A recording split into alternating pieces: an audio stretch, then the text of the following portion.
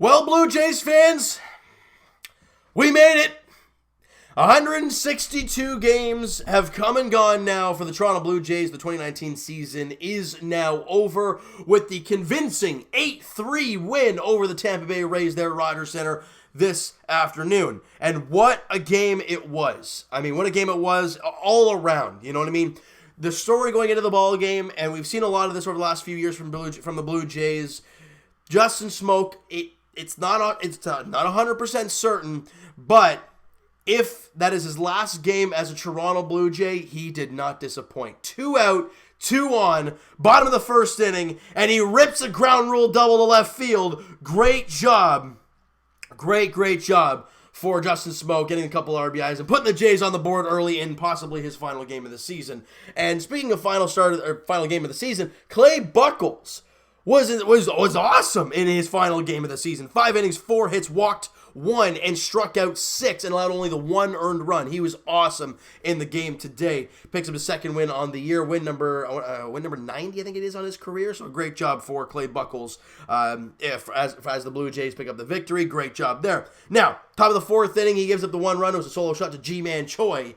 And then in the bottom half of that inning, the Blue Jays get a couple of runners on base, Breyvic Valera and Jonathan Davis. And by the way, Valera had a great ball game. We'll talk about him in a little bit here.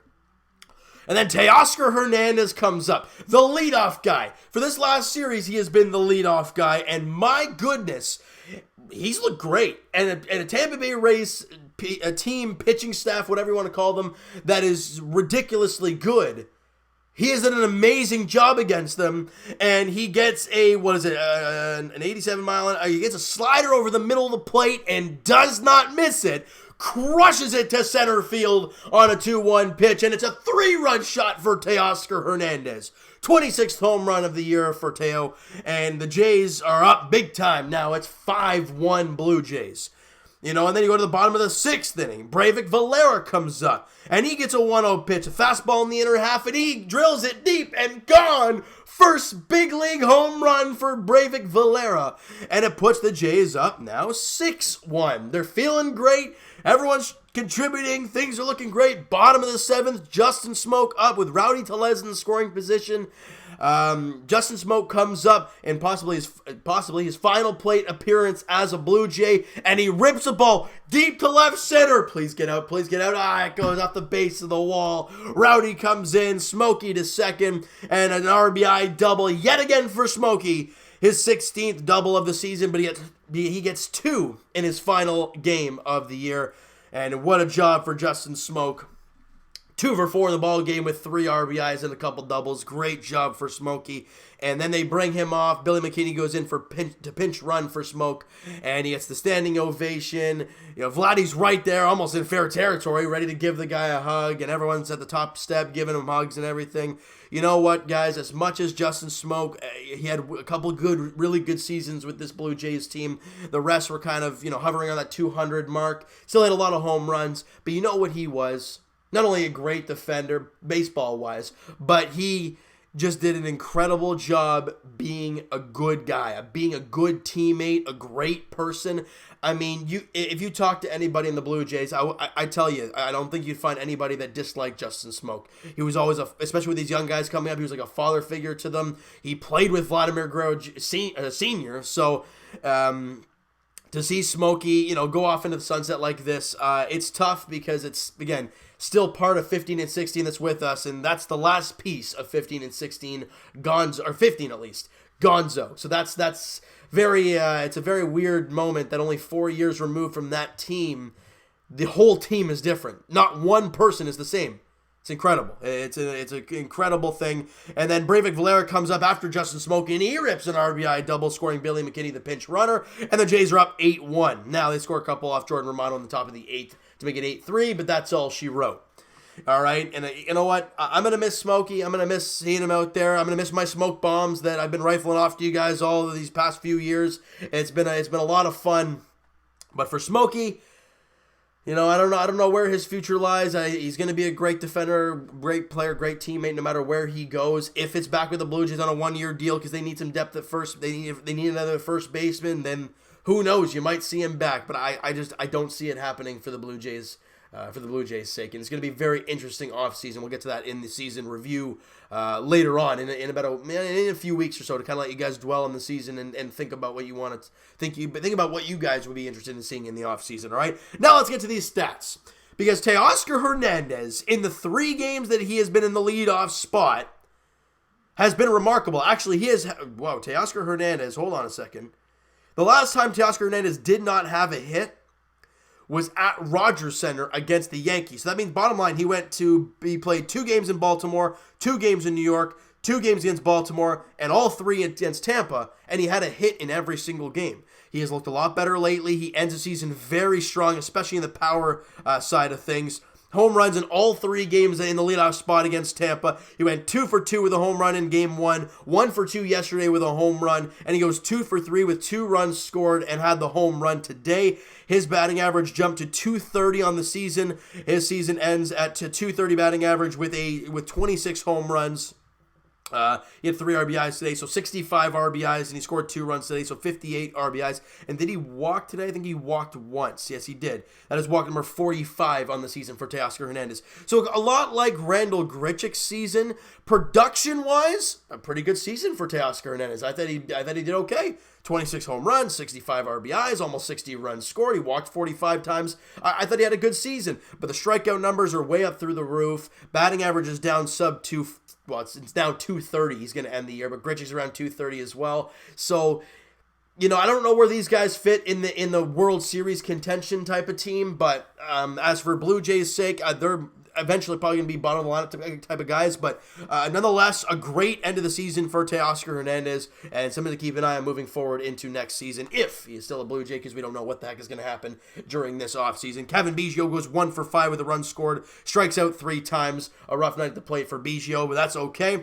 Randal Grichuk, like I said, 0 for 3 with a strikeout in the game today. His average dropped to .232, and that's where it's going to end. Anthony Alford, 0 for 2 with a strikeout. Again, we don't know what his future holds with his team as well next season. It's going to be crazy. Rowdy Tellez, 1 for 4 with a run scored. Smokey, like we talked about, 2 for 4 with 3 RBIs. A great job by him. And Breivik Valera, a guy coming over, picked up on waivers from the New York Yankees, nothing crazy.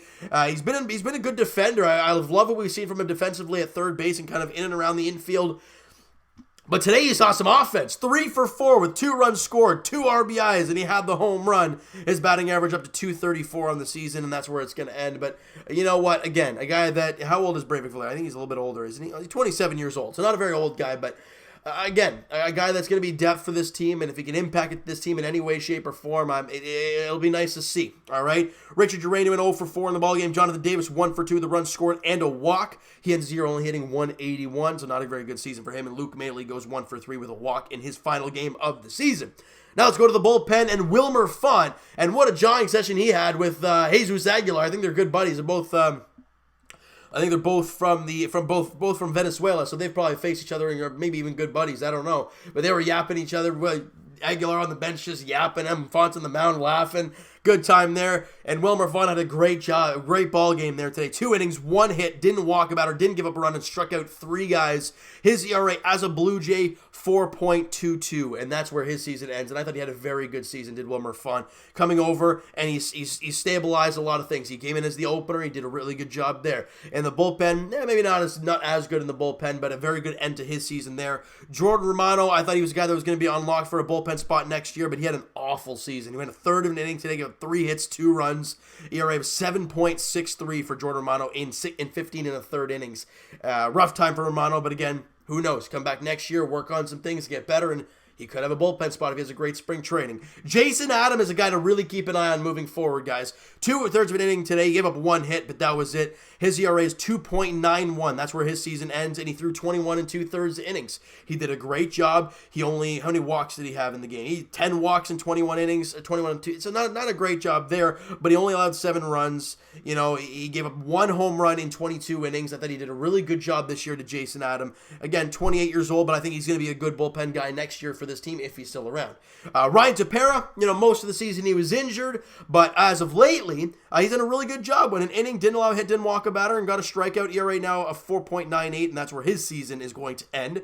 But he's only thrown 21 2/3 innings. Obviously, if he played an entire season, he'd be up in the 50, 60 inning range. So that's just a tough time for Ryan Tepera's season, all right? Guys, the season is over. kind of, happy it's over. Just for the fact of, we didn't have Bichette to watch over the last week and a bit. We haven't watched Vladdy over the last couple days. They won both games without Vladdy. Yes. Did they won last? Yes, they won both games without Vladdy. Oh, they don't need. Don't give me that crap, please. They need Vladimir Guerrero Jr. and it's going to be very interesting to see what happens with this team moving forward. Not just with the way the roster looks, but the way these young players go into spring training next year. I am so intrigued to see what guys like Trent Thornton, Vladdy, Bo, Cavan, Ryan Baraki when he comes back healthy. I'm so excited to see what these kids have in store for us next year. It's going to be a lot of fun. And I really can't wait to watch this team next year. It's going to be a lot more fun. The question, though, that I think everyone is going to have going into the offseason, and we'll dive deep into it in the season review, is what's the plan for next year? I think that's the real question going forward. We know this team is still young. We know this team is still building building their prospects up. Guys like Nate Pearson and a lot of the guys down in Lansing in that area. That's great. But you've already started the clock on guys like Biggio, Bichette, and Guerrero. You can't just sit back and wait for those guys in A-ball to start coming up, because at that point you'll be in year 3 or 4 of Cavan Biggio and Bo Bichette and Vladimir Guerrero Jr., and now you're going to start contending. They can't let that happen. Unless they're going to sign these guys long term. If they're going to do that, then fine. But I don't know where they're going to find the money to do so, unless the Jays start, really getting the money and are being allowed to use all the money. I don't know how it's all going to play out, guys, but really, guys, I think the Jays are going to start adding some pieces to contend this year. I think a guy like Matt Shoemaker is a guy that's going to be brought in again this year. He had a great 5 starts with the Blue Jays to start the season, then had the unfortunate injury. He wants to be here. The Jays want him here. So it wouldn't surprise me if he's back on a 1-year deal, but I don't know. They might try and big splash. They might try and bring in, trade some younger players for some, for a established big leaguer. I don't know what they're going to end up doing. But if we start seeing 1-year deals like this year, like Daniel Hudson, David Phelps, and guys like that, then clearly they're not ready to dish out big money. All right. So it's going to be really interesting to see what the management has in store for us this offseason. All right. So, guys, that is going to do it for this one. And that is going to do it for the 2019 Blue Jays season. It has been a ride. It has been a grind. It's been pulling your hair out type of time. But I mean, the Blue Jays record ends at 67-95. They end the year 6-4 in the last 10, winning 2 straight, and they end the season winning 5 of their last 6 series, all 5 series against American League East teams. So that's something you want to keep an eye on moving forward. You guys go right ahead. I mean, they beat Boston once, Baltimore twice, the Yankees once, and the Rays once. They lost the one series to the Yankees 2-1. They did an amazing job, the Blue Jays, over the last 6 series. I mean, they did an amazing job. I'm so proud of these guys, but I want to see this turn into next season. It's going to be a lot of fun what happens moving forward into the 2020 season. All right, so guys, like I said, hit the like button if you guys enjoyed this one. Hit the subscribe button if you guys have not already. Comment down below your guys' thoughts on the season. If you had to pick one moment as your highlight for the 2019 Toronto Blue Jays season, let me know in the comments below and hear your guys' take on this year. It has been fun. It has been tough, but I appreciate you guys sticking around. For the guys that are still here, I know there was a lot of people, midway through the season seeing the records and saying, I'm done, I can't watch this. And I don't blame you. Watching this team being 30 games under 500 is not very fun to watch. You want to see this team 30 over going into the playoffs. I get that. I do. So for all the people that did stick around, thank you very much. You guys are amazing. I really do appreciate it day in, day out, you guys being around.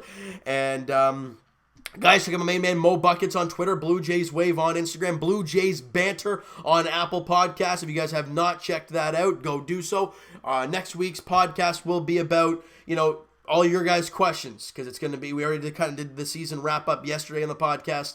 So the next one's probably going to be just talking about the offseason, what your guys' take is, and it's going to be a lot of fun. All right, so guys, go check it out, Blue Jays Banter and Blue Jays Wave on Instagram, all right?